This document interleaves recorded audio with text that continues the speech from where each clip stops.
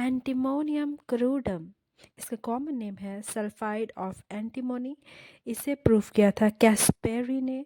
ये बिलोंग करता family elements की। एंटीमोनियम क्रूडम की इंट्रोडक्शन की बात करें तो ये मेडिसिन बेस्ट है for mind symptoms and for diarrhoea.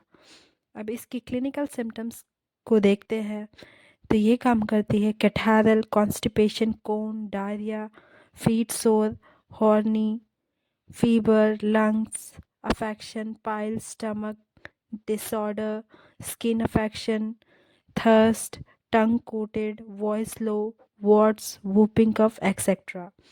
Antimonium crudum की स्पेयर ऑफ एक्शन की बात करें तो ये काम करती है mucous membrane specially on stomach, intestine and skin and mind में। अब हम बात करते हैं इसके मेंटल सिम्टम्स की। एंटीमोनियम क्रूडम का जो पेशेंट होता है वो डिसअपॉइंटमेंट इन लव होता है, या तो अपने फैमिली से या अपने पार्टनर से या भाई बहन या क्लास में टीचर्स किसी से भी उसे डिसअपॉइंटमेंट इन लव होता है, जिसकी वजह से उसके मेंटल स्टेटस बुरे हो जाते हैं। वो अलग तरीके का व्यवहार करने लग, बहुत सैड रहने लग जाता है। वो लाइफ में उसे कुछ भी चीज़ पसंद नहीं आता, वो हर चीज़ को डिसलाइक करता है, ग्रेट सैडनेस होता है, वो रोते रहता है, सेंटिमेंटल हो जाता है। इवन वो मून को भी देख के उसको कुछ कुछ रोना आ जाता है। मून को देख के कुछ कुछ याद आते हैं, उसे रोना आ जाता है। बहुत ज़्यादा एंग्री और बहुत ज़्यादा इरिटेबल होता है। वो इतना ज़्यादा परेशान होता है कि कोई उसे छुए तो भी वो बहुत परेशान हो जाता है, रोने लग जाता है। वो नहीं चाहता है कि कोई उसे टच भी करे, कोई उसकी तरफ देखे भी। वो बहुत ज़्यादा परेशान रहता है। वो किसी से बात करना भी पसंद नहीं करता। हर छोटा छोटा बात में इजीली एंगर हो जाता है, मेलनकॉलिक हो जाता है, बहुत ज़्यादा सैड हो जाता है। कभी कभी वो सुसाइड अटेम्प्ट करना चाहता है, पानी में डूब के मर जाना चाहता है। से कोई अगर पोयम उसके सामने बोल रहा हो उससे भी उसे बहुत परेशानी होता है। उसे उसे बहुत ज़्यादा मेंटल एग्रावेशन हो जाता है, मेंटल सिम्टम्स उसके बढ़ जाते हैं, तकलीफ़ें बढ़ जाते हैं जब वो मून लाइट की तरफ देखता है। अब हम बात करते हैं इसके पर्टिकुलर्स के बारे में। तो सबसे पहले हम बात करेंगे हेडेक के बारे में। पेशेंट को रिवर बाथिंग से, जब वो तालाब में नहाता है, रिवर में नहाता है, कोल्ड रिवर बाथिंग के वजह से या फिर कोल्ड एरिया पे ज़्यादा एक्सपोजर की वजह से या अल्कोहल लेने की वजह से या कुछ एसिडिक फैट फूड खाने की वजह से उसे हेडेक होती है। हेडेक उसे सेंटर ऑफ द हेड होता है, एकदम वर्टेक्स रीजन में उसे लोकेशन में हेड दर्द होती है। सेंसेशन की बात करें तो उसे थ्रॉम्बिंग हेडेक होती है। मोडालिटीज़ की बात करें तो हेडेक उसे रिलीव होता है ओपन एयर में रेस्ट करने से और वार्म बाथ करने से, गर्म पानी से नहाने से। कॉन्कॉमिनेंट सिम्टम्स की बात करें, कोई ऐसे सिम्टम्स जो इस पेशेंट को पर्टिकुलरली डिफाइन करे, तो पेशेंट को दोनों लिम्स में, अपने हाथ पैर में काफ़ी वीकनेसेस हो जाते हैं। उससे खाना से बहुत ज़्यादा परेशानी होने लग जाता है। उसके स्टमक में बहुत ज़्यादा एसिड भरने लग जाता है, बहुत ज़्यादा फ्लैटुलेंस होता है, पेशेंट को चक्कर आने लगता है, नोज़िया लगता है, कभी कभी उसे वॉमिटिंग भी होने लग जाती है। इतना ज़्यादा परेशानी में कभी कभी उसे नोज़ भी ब्लीडिंग हो जाता है, नोज़ से भी, नाक से भी खून बहने लग जाता है। अब हम बात करेंगे पेशेंट के माउथ की।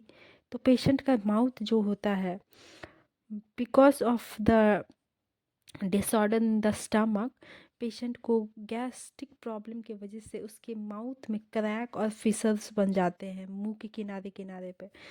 उसकी जीभ की बात करें, उसके टंग की बात करें तो मिल्की वाइट कोटेड हो जाता है। अब हम बात करेंगे थ्रोट की।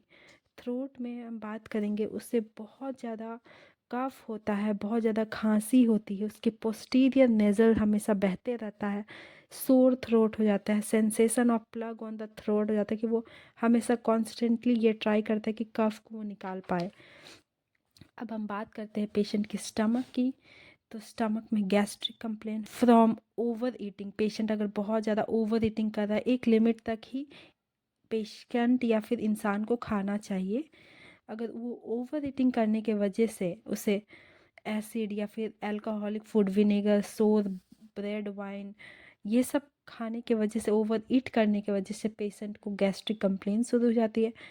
या फिर कोल्ड बाथ करने के बाद, ओवर हीट होने के बाद अगर वो कोल्ड बाथ करने चला गया हो या ओवर हीट वेदर में वो एक्सपोज हो गया है तो पेशेंट को गैस्ट्रिक कंप्लेंट्स आने लग जाती है। गैस्ट्रिक कंप्लेन, स्टमक कंप्लेन की कैरेक्टर की बात करें तो पेशेंट को वो कई हफ्ते से वो डिस्टर्ब रहता है अपना डाइजेशन प्रॉब्लम के, उसके एपेटाइट पूरे लूज हो जाते हैं, वो कमज़ोर पड़ जाता है, पेशेंट कंटिन्यूस फ्लैटुलेंस छोड़ता है, पेशेंट को डकार आती है, पेशेंट को कंटिन्यूस नोज़िया और वॉमिटिंग जैसा फील होता है। अब हम पेशेंट की स्टूल की कैरेक्टर की बात करें तो जैसे कि हमने बात किया कि पेशेंट ओवर ईटिंग की वजह से उससे प्रॉब्लम होने लग जाती है, तो पेशेंट को अल्टरनेट डायरिया होता है या कॉन्स्टिपेशन, कभी उसे डायरिया हो जाएगा लूज मोशन, कभी उसे कॉन्स्टिपेशन। स्पेशली ओल्ड पर्सन में क्या होता है कि ओल्ड पर्सन को मॉर्निंग डायरिया होता है और सडनली वो कॉन्स्टिपेशन में तब्दील हो जाता है। डायरिया की बात करें तो stool is watery with little hard lump contain with undigested food particles. Diarrhoea उसका पार्टिकल्स कंटेन करता है। कभी कभी डायरिया में पेशेंट को कटिंग पेन इन स्टमक भी होता था। डायरिया में एंड अप विथ डिसेंट्री। ज़्यादा डायरिया के कारण पेशेंट डिसेंट्री भी लीड कर सकता है। अब कॉन्स्टिपेशन की बात करें तो कॉन्स्टिपेशन अल्टर करता है डायरिया के साथ sensation that much stool would pass. Stool pass होने वाला है, लेकिन जब पेशेंट पास करने जाता है स्टूल तो उसे बहुत थोड़े से ही स्टूल पास होते हैं और काफ़ी ज़्यादा फ्लैटुलेंस होता है उस हार्ड स्टूल। पेशेंट को कभी कभी हेमरेज हो जाता है because of hard constipation. Haemorrhoid भी हो सकता है और discharge of mucus with yellowy stand हो जाता है। पेशेंट को बहुत ज़्यादा बर्निंग ब्रेकिंग पेन होता है एनस में। रेस्पिरेटरी ऑर्गन की बात करें तो पेशेंट को उसकी वॉइस लॉस हो जाती है, पेशेंट बोल नहीं पाता क्योंकि वो ज़्यादा देर गर्मी में बैठा रहने के कारण, ज़्यादा देर सन का एक्सपोजर के कारण, बहुत ज़्यादा वूपिंग कफ के कारण, aggravation by over heating in summer in warm room from cold washing, burning sensation in the chest होता है, पेशेंट को ओप्रेस्ड बात होता है, पल्स इन हार्ड रैपिड और sensitive in cold air. Patient को बहुत ज़्यादा धूप में बैठने के कारण कफ होने लग जाते हैं और बहुत ज़्यादा हॉट रूम में बैठने के कारण और उसके बाद कोल्ड ठंडे पानी से नहाने के कारण पेशेंट की तकलीफ़ें बढ़ जाती है। बर्निंग सेंसेशन उसे चेस्ट में होता है, पल्स हार्ड एंड रैपिड हो जाते हैं, उसके जो पल्स रेट है वो बढ़ जाते हैं, सेंसिटिव हो जाता है वो कोल्ड एयर के लिए। और इसकी मॉडलिटीज़ की बात करें तो पेशेंट की सारी तकलीफ़ें इसलिए बढ़ रही क्योंकि वो कोल्ड बात किया हुआ है। अब हम बात करते हैं पेशेंट की स्किन की। स्किन में अब नॉर्मल फुंसी फोड़े हो जाते हैं, उसमें बहुत ज़्यादा भर जाता है, बहुत ज़्यादा पस भर जाता है। पेशेंट की जो उंगली की नेल्स है वो कभी कभी क्रस्ड हो जाती है, वो बढ़ना बंद हो जाती है, तो इस केसेस में एंटीमोनियम क्लोराइड बहुत ही अच्छी मेडिसिन है। अब इसमें बात करते हैं चिल्ड्रन के बारे में, तो चिल्ड्रन में क्या होता है कि चिल्ड्रन बहुत ज़्यादा इरिटेबल हो मेंटलिटी के हो जाते हैं, वो नहीं चाहते कि उसे कोई टच भी करे या उसकी तरफ कोई देखे, उसी में वो बहुत ज़्यादा सैड हो जाते हैं, बहुत ज़्यादा रोते रहते हैं, बहुत इरिटेबल प्यूबिस हो जाते हैं।